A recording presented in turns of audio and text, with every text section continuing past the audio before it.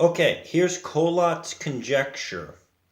Ironically, when I read into this, as of what it was implying about this individual mathematician, Collat, who suggested if you started out with a set number and applied two simple rules to it, that it'll always eventually round down to 1.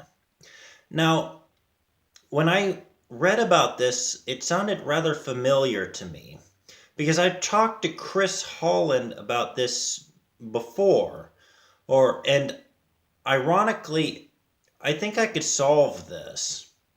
For instance, n even replies with n divided into 2. Now, considering that n is equal to 4, you could divide it into 2 to make 2.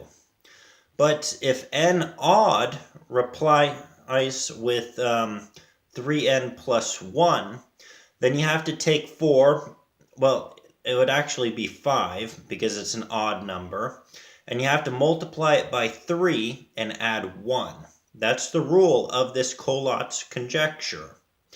Now, how do you find out why the numbers always round down and always end with 1? Now, that's very simple. That's because every number starting from 1 in a base 10 system always is 1 itself. For instance, if you were to take 1, 2, 3, 4, 5, 6, 7, 8, 9, 10 down in the bottom right-hand corner, it's the same thing as saying 1, 1, 1, 1, 1, 1, 1, 1, 1, and 1. Because when you look at a whole number like 7/7, that's a whole. It's equal to 1. Its sum value is equal to 1. In fact, every number in between these problems, all the way ending from where you start it to where it ends, are always equal to 1.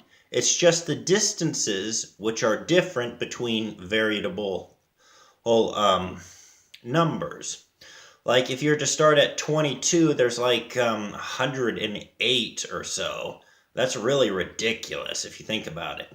But if you start at 10 or so, there's about 12 of them.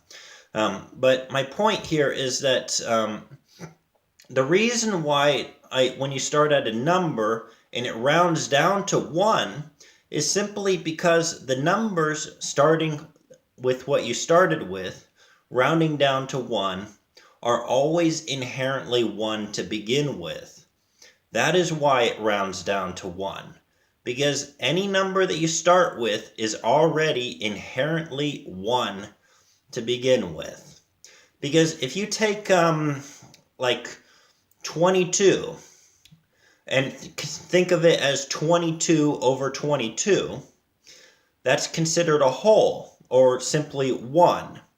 Now, you could also break that circle down into a square and get its square value, like any other or one of these problems or numbers. You could always do this with every sequence of an infinite summation or an infinite series of these types of problems.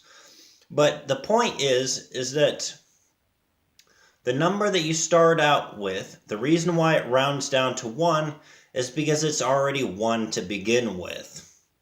And that's how you solve the problem. If you understand that each number, regardless of its place value, is already inherently 1, then it makes sense on why it rounds down to 1, because it's already there.